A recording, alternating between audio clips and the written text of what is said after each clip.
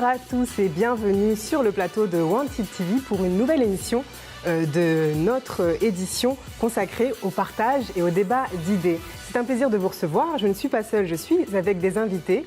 Et au programme de cette 6e édition, nous vous avons concocté 4 reportages qui ont tous le point commun de traiter de thématiques qui tournent autour de la question du vivre ensemble dans la diversité. Donc pour ce faire, on a été à la rencontre des quartiers populaires de l'agglomération Tourangelle pour aller interroger les gens sur différentes questions. Et pour en parler avant de découvrir les reportages, je vous propose tout simplement de découvrir mes invités. Alors, à ma gauche, Caroline Brusulier, bonjour. Bonjour. Alors, vous êtes coordinatrice au Point Relais Information. Point Relais Information, pardon, au Centre social de la Rabière. Oui, c'est ça. Bienvenue. En face de vous, Monsieur Dominique Gerbeau, bonjour. Bonjour. Donc, vous êtes président de Médias et Diversité. C'est ça. Donc, ça consiste en fait à aider les jeunes journalistes à intégrer... À aider les jeunes lycéens à préparer les concours des écoles de journalisme. Pour devenir journaliste. Voilà, plutôt. Aider les jeunes de la diversité à devenir journalistes. D'accord, eh bien bienvenue à vous. À côté de vous, un champion. Il s'agit de Lucas Mazur, donc vous êtes champion du monde de badminton catégorie handisport. Tout à fait. C'est ça. Donc merci d'être là. Et enfin, je reçois également avec beaucoup de plaisir Emiliano Paquignon, qui est donc âgé de 22 ans, qui réside à La Riche. Et vous avez participé donc à ce projet de Wanted TV, qui consiste à mettre en avant des jeunes issus des quartiers populaires pour travailler sur des thématiques concernant le vivre ensemble. C'est bien ça? Oui. Vous me coupez si je me trompe. Non, c'est ça. Parce que là, j'enchaîne. Justement, on enchaîne avec 2 de nos reportages qu'ont réalisés Emiliano et les autres jeunes de cette édition Wanted TV. Il s'agit de questions intéressantes qui sont posées. En premier lieu, lorsqu'on souffre d'un handicap au quotidien, comment est-ce que ça se passe? Ça peut être compliqué pour des tâches assez banales. Comment est-ce qu'on fait pour se sociabiliser? Quelles solutions sont proposées à Tours? Nous verrons donc dans ce sujet que le handisport peut être une solution. Dans un deuxième reportage, puisqu'on enchaînera sur un deuxième reportage, c'est la question de l'importance d'une bonne orientation dès le plus jeune âge, c'est-à-dire dès la scolarité.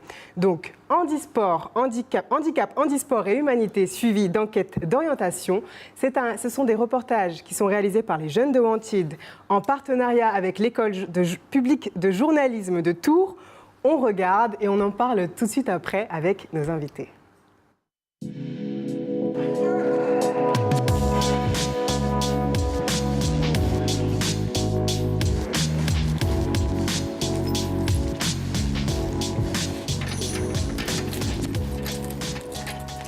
Alors moi j'ai la sclérose en plaques. C'est tout le côté droit qui est pris, donc je suis vraiment très bancale moi. Moi mon plus gros frein c'est que je ne peux pas courir. Comme je prends les transports en commun, j'ai dû apprendre beaucoup la patience et maintenant c'est bon, mais quand je vois un bus qui arrive et que voilà, je sais que je l'aurai pas. J'ai fait du tennis, j'ai fait de la piscine et maintenant je fais de la marche à pied. Association autour de la famille en quelques mots. C'est une association qui a un peu plus de 10 ans, qui a été créée pour répondre à des besoins sur le quartier, enfin des besoins qu'on avait sentis. Et le but, c'est de permettre aux parents et aux enfants de passer du temps ensemble. Puis les enfants, ils respectent le handicap parce qu'ils savent très bien que je ne peux pas courir après eux. Donc quand on est dehors, on a plusieurs adultes. Hein. Mais ils savent, il y a une règle, c'est quand on arrive à un feu ou à une rue à traverser, ils s'arrêtent et ils attendent. Je ne passe pas n'importe où au Sanitas. Je connais les endroits qui sont plus faciles parce que j'ai une canne, j'ai également un tricycle. Ça manque de trottoirs en bateau, ça manque de routes bien droites, il y a des pavés qui dépassent. Enfin, non, il y a encore beaucoup de choses à faire. Ça nous demande plus de force, plus de patience. Mais je pense que c'est dans l'acceptation qu'on peut arriver. C'est très important de vivre ensemble, que tous on puisse bien vivre ensemble, non seulement les handicapés et les valides, mais aussi les personnes âgées, les enfants, les hommes, les femmes. Enfin, je veux dire, il faut de la différence. Et dans la différence, on se construit. J'ai été blessé pendant mon service militaire pendant la guerre d'Algérie, le 6 mars 1962. Il en a résulté que j'étais pas paraplégique. Ça peut peut-être paraître paradoxal, mais je me suis retrouvé donc un jour dans un fauteuil roulant et j'ai compris que le sport était quelque chose d'indispensable et qu'il fallait trouver des solutions. Seulement, quand je suis arrivé ici, en Touraine, à mon mariage, j'ai constaté qu'il n'y avait rien d'adapté. Maintenant, les enfants, on les a intégrés. Dans une école, il y a aussi bien les valides que les handicapés. Et ça marche bien. Sauf quand arrivent les cours de gymnastique, d'éducation physique. Les cours d'éducation physique, quand vous suivez votre handicap, et quand il est assez lourd, par exemple le type en fauteuil, s'il est dans un établissement où la piscine n'est pas accessible, il n'ira pas à la piscine. Enfin, on arrivera quand même, on le portera, mais c'est quand même pas la bonne solution. Il faut qu'il puisse faire du sport comme les autres. C'est pas encore complètement gagné du côté de l'éducation nationale, et il y a encore beaucoup trop d'enfants qui ne commencent à faire du sport que quand ils arrivent en secondaire. Tout le monde, ou presque, peut avoir une activité physique et sportive, et chez les handicapés en particulier. Et je dirais même que c'est fondamental qu'ils pratiquent quelque chose. Le sport, c'est un peu la vie, c'est la base de beaucoup de choses. Notre nature est dans le mouvement. Le repos entier, c'est la mort. Retrouvons-nous ensemble pour faire le sport. Même si en compétition, on ne peut pas être ensemble dans toutes les disciplines, à l'entraînement ou en pratique courante, ensemble.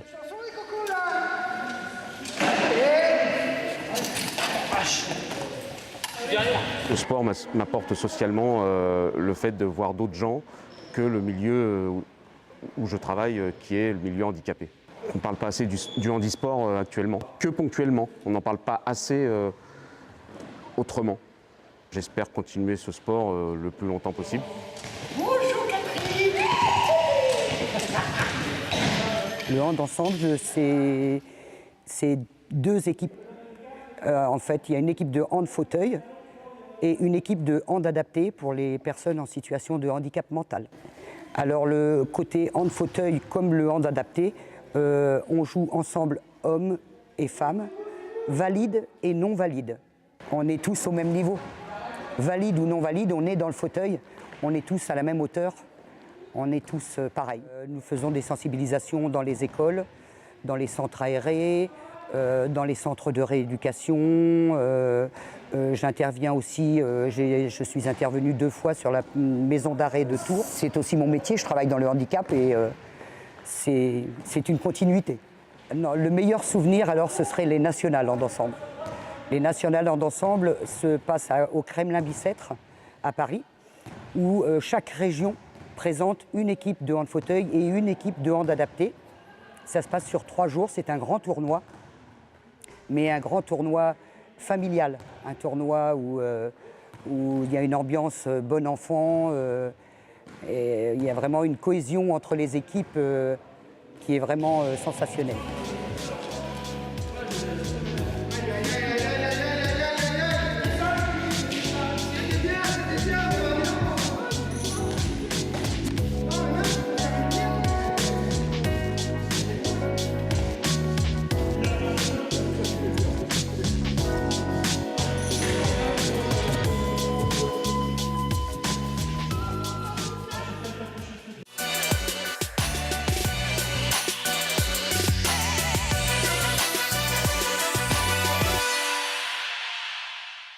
Peut-être je vais être pompier. Quand je serai grande, je voudrais être pâtissière. J'aimerais bien devenir pompier. Je voudrais être une ingénieure en cosmétique. Quand j'étais petite, je voulais travailler dans la police scientifique. Quand j'étais petite, je souhaitais être sage-femme, mais ça ne s'est pas concrétisé. Alors actuellement, je suis femme de ménage sur le plus gros de mes contrats. Après, je fais aussi un peu les marchés.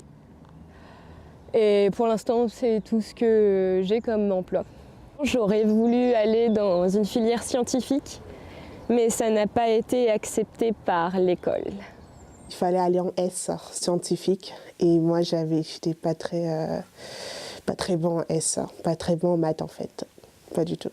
Donc on m'a dit d'aller en économique et sociale et familiale.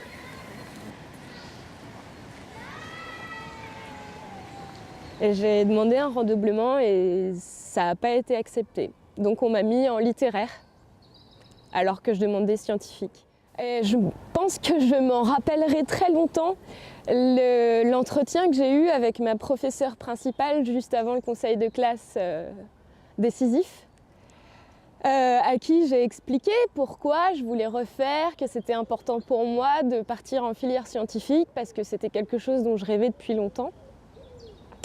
Et elle m'a regardée dans les yeux et elle m'a dit « Mais Amandine, tu sais très bien que si je te fais redoubler, tu ne travailleras pas plus. » Alors en fait, moi je me suis retrouvée bête et j'ai pas répondu.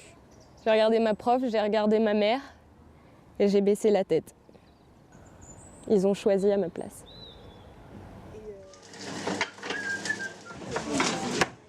C'est super bon. J'en enlève, ça fait des petits, comme la béchamel.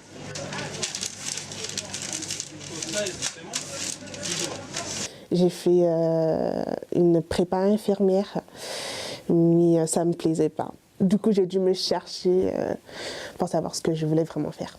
J'ai fait une formation pour élaborer mon projet, pour trouver mon propre projet, ce qui a pu me déterminer être conseillère en insertion.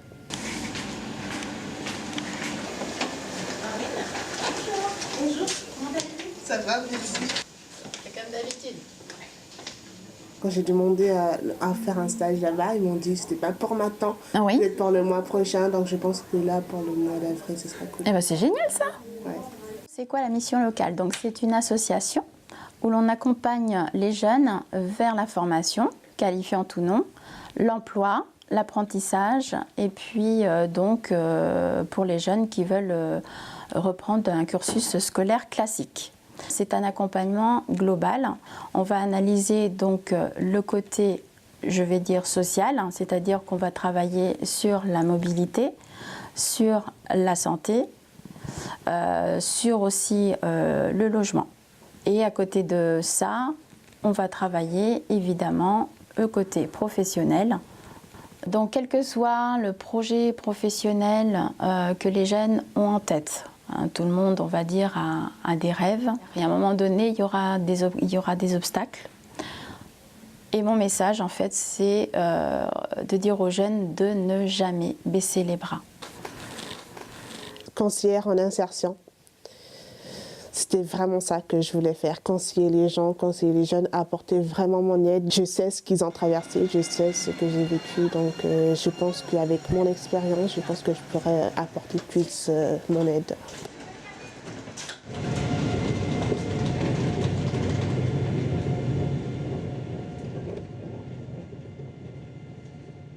J'ai grandi à jouer les tours, dans un milieu assez sain, quand même, assez, où on s'y sent bien, au quartier de l'Arabia. J'ai une entreprise qui débute, ça va faire 1 an au mois de mai. Donc on propose de l'activité de paintball sur jouer les tours. Il y a une grosse sélection naturelle dans l'entrepreneuriat qui est l'administration. La fiscalité, les statuts, toutes ces choses-là, j'ai été bien entouré. J'en ai eu la chance, je pense que d'autres personnes ont encore beaucoup plus de difficultés, mais ça fait partie d'une des grosses difficultés. Quel accompagnement ou orientation as-tu reçu? Mais j'ai fait un bac+2, et après mon bac+2, ouais, j'ai arrêté les études, je me suis lancé dans le monde du travail. Quel avantage as-tu dans l'entrepreneuriat à être issu dans un quartier? Moi, je pense que je suis le débrouillard un peu, tu vois, de la bande, parce que on nous apprend aussi un peu à être plus débrouillard,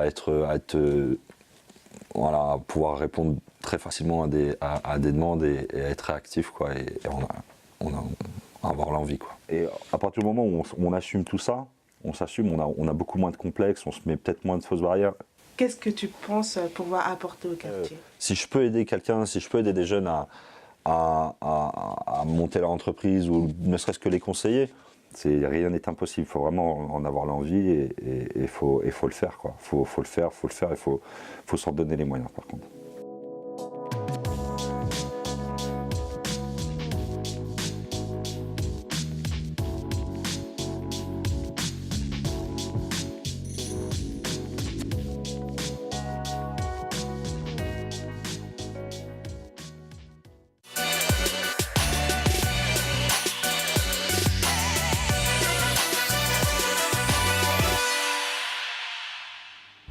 De retour sur le plateau de Wanted TV après ces reportages. Donc Emiliano, vous aviez travaillé sur ce reportage lié au handicap et au handisport. Vous pouvez nous en dire quelques mots? Comment ça s'est déroulé pour vous? Alors, comment ça s'est passé? C'est qu'on a eu l'occasion de découvrir un métier qu'on ne connaissait pas, c'est-à-dire le journalisme, mais aussi d'apprendre plus sur le handicap aussi. D'accord. Voilà. Vous étiez plusieurs. Il y a également Sébastien Pluchet qui n'a pas pu être là. On n'a pas énormément de place sur notre plateau. Et Mathieu Wilding aussi. Vous avez travaillé donc en groupe? En groupe, c'est ça, oui. D'accord. Oui. Et qu'est-ce que ça vous a apporté alors d'aller découvrir comment on pouvait s'intégrer grâce au sport quand on est handicapé? Regarder le handicap sous un autre angle et de savoir travailler en équipe. D'accord. Belle expérience. Oui, j'ai trouvé que pour ma part, c'était un travail remarquable. Remarquable parce que vous avez, dans ce reportage, mis deux choses en valeur qui sont essentielles. D'une part, que le handicap n'est pas une maladie de la personne handicapée, mais plutôt une maladie de la société qui ne sait pas les intégrer, qui ne sait pas intégrer les personnes qui ont cela. Et deuxièmement, vous avez, et c'est formidable, votre reportage est formidable parce qu'il est joyeux, et vous avez réussi à montrer, et moi qui ai vécu de l'intérieur, j'ai suivi les Paralympiques, les Jeux paralympiques de Pékin, donc des handicapés, et j'ai retrouvé dans votre reportage cette ambiance joyeuse, le sourire des handicapés qui vivent ça, qui ne vivent pas justement comme des gens qui seraient malheureux, mais qui au contraire ont quelque chose à faire partager, le bonheur de vivre. Et ça, bravo pour ce reportage. Ouais, il n'y a pas de victimisation en fait. Absolument. Voilà, clairement. Ils ont horreur de ça. Ah bah oui. Et ce sont des vrais sportifs, vous le montrez aussi dans le reportage. Et bien c'est ce que j'allais dire, vous ne voilà, le dites pas si bien, parce qu'on a Lucas juste à côté de nous, un champion, je vous assure, un champion dans sa catégorie, donc de badminton. Tout à fait, de para-badminton, puisque le badminton sera paralympique au prochain jeu de Tokyo 2020. Du coup, pour revenir sur le reportage, je suis complètement d'accord avec mon voisin de gauche.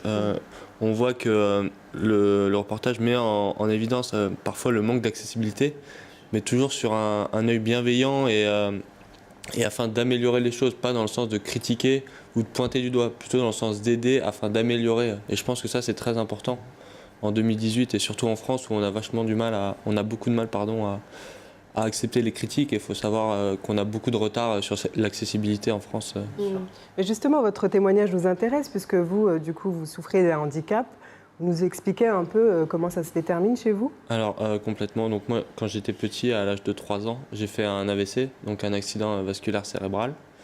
Des suites de cet AVC dont on ne connaît pas les origines, ma marche a été affectée et je boitille un petit peu quand je marche et j'ai une cheville légèrement déformée. Donc c'est un handicap qui est très léger, un handicap visuel vraiment mineur par rapport à des gens, comme on voyait dans le reportage, qui se retrouvent en fauteuil roulant, voilà, où l'accessibilité est vraiment plus difficile. Je m'en suis plutôt bien sorti, on va dire, entre guillemets. Et je pense aujourd'hui que pour beaucoup de personnes, le handicap est une force.